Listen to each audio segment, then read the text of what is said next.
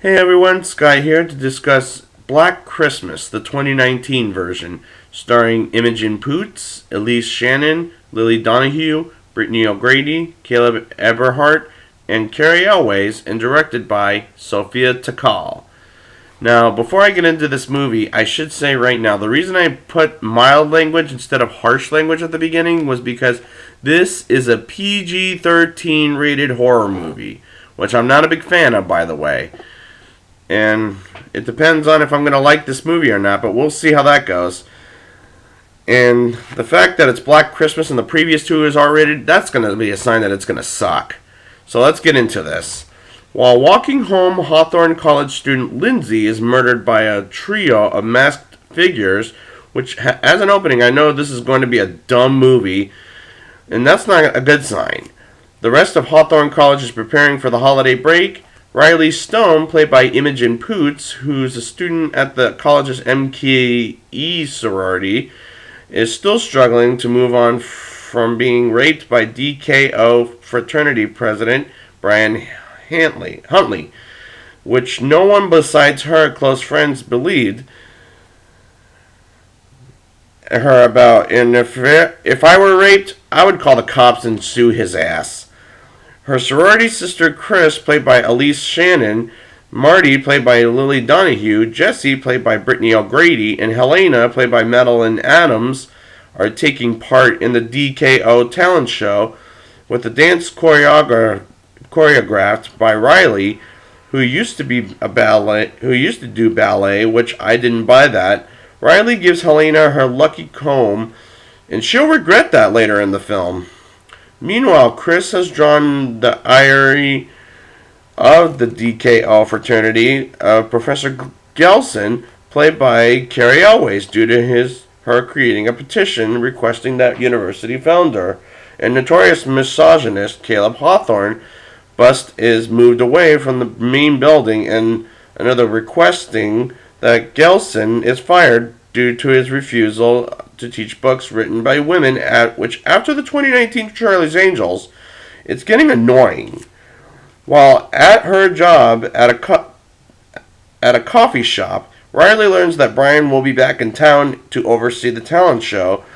She also meets Landon, played by Caleb Eberhardt, a friendly boy who takes a liking to her, and I'm not connecting with any of this, despite I like Imogen Poots as an actress, but this is making me think this is a terrible movie with a stupid plot. The group arrives at the DKL fraternity, where Riley catches a glimpse of a strange ritual involving new pledges for DKO and a black goo leaking out of the Caleb Hawthorne bust. And this made it so obvious, even the trailer showed it, that the fraternity are the villains and the sorority are the protagonists. She also stumbles across Helena about to do is sexually assaulted by one of the frat boys. Riley intervenes and sends a tipsy Helena home, and I'm thinking Helena is up to something at the end of the day. When we get there, I know I was right. Riley takes Helena's place in the talent show, and upon seeing Brian in the crowd, performs a song with her sorority sisters blasting the rape culture on the fraternity, and stating that Brian did rape Riley and did enjoy that I did enjoy that scene for Imogen Poots' acting, but the scene was odd to me. The girls leave in high spirits, and Riley bonds with Landon, but unfortunately, I don't like this romance. It just doesn't work for me, and I'm not buying it. Meanwhile, at the MKE house, Helena is abducted by Lindsay's attacker, which made me laugh. The next day, the girls start to receive the threatening DMs, aka direct messages, from Caleb Hawthorne accounts, such as what Lindsay has received before she was murdered. Meanwhile, sorority sister Fran is also killed by the masked man, which was really funny. Concerned that Helena has seemingly not gone home to her parents like planned, Riley alerts campus security who are apathetic and assume Helena is run off with her boyfriend. And I'm calling bullshit, as it's really dangerous to assume anything. After a strange encounter with Gelson outside the DKO fraternity, where she finds a list of the MKE girls among some papers he dropped, and Riley returns home and the movie gets obviously predictable. Marty and her boyfriend Nate have an argument, and she kicks him out of the house that night while Riley and Chris argue over the fact that Chris has uploaded the talent show video online, and Riley now feels retaliation from members of the fraternity. Jesse goes to the attic to get some Christmas lights and is murdered with her body left in the attic. And I'm thinking that's a stupid character. They are stupid characters right off the bat. Riley, Chris, and Marty receive more threatening messages before being attacked by a bow-wielding assailant who injures Marty. The girls lock themselves in a room, and Riley ventures out to retrieve her phone, which is a stupid move. Meanwhile, Chris goes to the attic to warn Jessie and discovers her body, and all this is very stupid to me. Just unbelievable.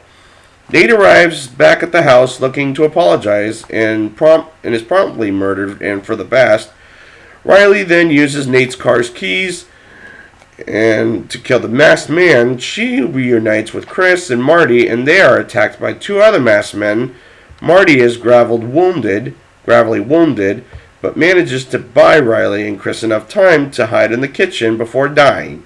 The pair overpower and to kill the attacker before removing the mask, after being alarmed at the fact they are covered in black goo and not blood. Identifying him as a DKO pledge she saw at the ritual, and is alarmed by a strange look in his eyes, which was predictable. It really was. The pair escape the house and Nate's car, and Riley theorizes that Hawthorne, who was known for dabbling in black magic, is responsible for the killings via his bust, and the black goo it emitted.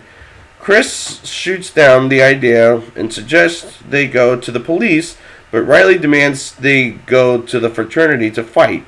They argue, and Riley heads off to confront the frat herself. She encounters Landon and enlists him to help her enter the fraternity. Meanwhile, Chris stumbles across Lindsay's sorority, which had angered DKO for not wanting to take part into the challenge show. She discovers Lindsay's sorority sisters are also being attacked by DKO pledges and manages to rescue them at the DKO house.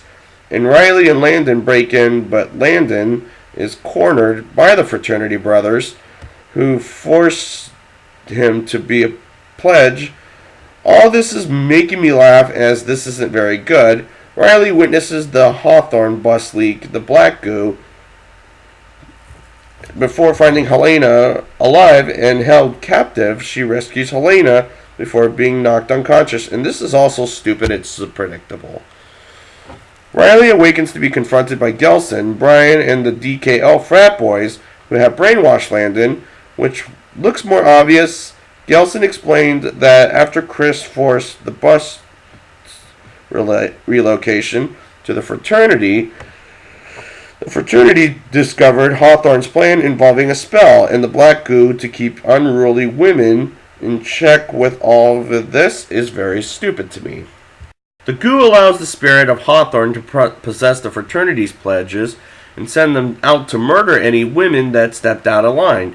It's also revealed that Helena has been secretly working for the fraternity and stole several items from her sisters that allowed the possessed pledges to easily locate their targets. One of the pledges murders Helena, despite her willingness to be a good woman to the frat as a show of power to Riley. And I know all of this was coming. It was unconvincing. Brian forces Riley to bow to him, but She plans to attack him. At the same moment, Chris and Lindsay's surviving sorority sisters enter and fight the fraternity. Riley overpowers and kills Brian. Good riddance. She then smashes the Hawthorne bus, breaking the possession of on Landon. Chris sets Gelson on fire, and the women and Landon escape, looking the frat brothers inside and leaving them to burn to death as they are traumatized group. At the traumatized group watch their frat house burn, Riley looks on with newfound bravery, and all this is eye-rolling. And during the credit scene, the cat that was the pet of the MKE sisters, or whatever the hell they were called, is seen licking the black liquid of the DKO, and again, eye-rolling to me. Now it's time for the rating. I'll give this movie a 2.1 out of 10. This is like the Charlie's Angels remake, where this movie is for feminists and hate all men, and I didn't like it there, and I don't like it here either. This movie is very predictable, eye-rolling, and very unconvincing. This is all executed very poorly to the point I just don't like this damn movie. So thank you guys for joining me for Black Christmas, and until then, Merry Christmas and Happy New Year.